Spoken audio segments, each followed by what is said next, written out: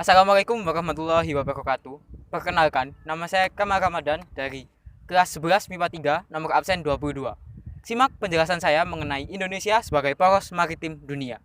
Indonesia memiliki 11 sektor perekonomian laut yang sangat kaya, mulai dari perikanan hingga sumber daya alam non-konvensional. Sektor perekonomian laut tersebut ditaksir memiliki nilai mencapai 1,2 triliun US dollar per tahunnya. Tapi sayangnya, hanya dimanfaatkan sebesar 2,2% hingga saat ini. Indonesia memiliki faktor geoekonomi dan geopolitik yang sangat kaya dan ditaksir mencapai 1.500 triliun US dollar per tahunnya. Indonesia bisa mewujudkan Indonesia sebagai pusat ekonomi dan pusat maritim dunia dengan 3 langkah konkret. Yang pertama, konstruksi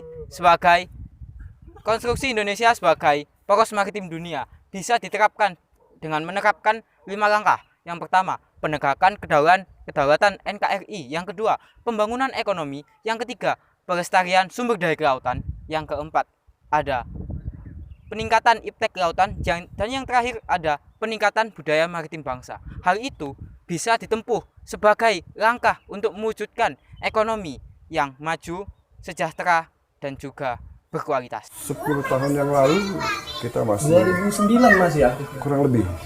Saya lupa mulai tahun berapa Pelabuhan Sunda Kelapa udah mulai surut. Yang jelas sih hasil dari keputusan pemerintah tentang illegal logging.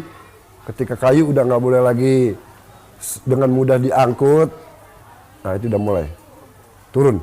Yang kedua, ada program pembangunan kelautan jangka panjang yang dimulai dari implementasi RT dan RW, revitalisasi usaha, peningkatan konektivitas, dan yang terakhir mencapai dengan kerjasama internasional. Hal itu diwujudkan sebagai langkah Indonesia membangun ekonomi yang berjangka panjang, berkualitas, yang bisa mensejahterakan rakyat Indonesia ke depannya. Pidato kebudayaan yang bilang masyarakat kita udah terlalu lama mengunjungi laut, dia bilang. Jadi sekarang harus menghadap laut lagi gitu. Dan sejauh ini udah masuk periode kedua, belum ada terasa janji itu. Ya belum sih, yang baru kelihatan itu menghadap ke lautnya. Apartemen yang menghadap ke laut. Iya. Jadi bener-bener kita ngadep aja gitu. Menghadap ke laut, bener. Apartemen yang tinggi-tinggi itu sebenarnya ngadepnya sekarang ke laut. Program konkret yang ketiga, ada program Quick Wins. Program ini dirancang untuk menanggulangi resiko dari program kelautan jangka panjang. Program ini bisa memberikan dampak ekonomi yang relatif sebentar dalam jangka waktu pendek. Hal ini bisa memberikan dampak ekonomi yang sangat terasa bagi warga Indonesia. Program Quick Wins memiliki beberapa langkah-langkah atau beberapa program-program. Seperti program yang pertama, peningkatan armada kapal ikan berjumlah 5.000 di seluruh Indonesia dengan klasifikasi di atas 50 GT. Yang kedua, ada peningkatan jasa maritim dan juga industri bioteknologi hingga mencapai pengembangan 21 kawasan industri berkelas dunia. Kapal rakyat ini, kapal pinisi ini, kalau saya lihat, dibiarin aja. Ya lu akan mati dengan sendirinya. Itu aja. Ditunggu aja sama dia. Karena memang tidak ada campur tangan pemerintah untuk peduli bagaimana supaya kapal rakyat ini bisa berkembang, bisa nambah, bisa ada yang baru.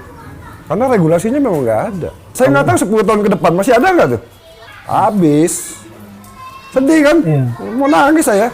Hal ini tentunya harus mendapatkan bantuan dari pemerintah dan juga dukungan penuh dari pemerintah melalui kebijakan politik maupun ekonomi. Hal itu perlu diwujudkan untuk mendukung langkah Indonesia sebagai poros maritim dunia. Stay positif, stay aktif, tetap memakai masker, jaga jarak, menjaga kesehatan. Jangan lupa makan makanan yang bergizi. Saya Kamal Ramadan melaporkan Indonesia sebagai poros maritim dunia.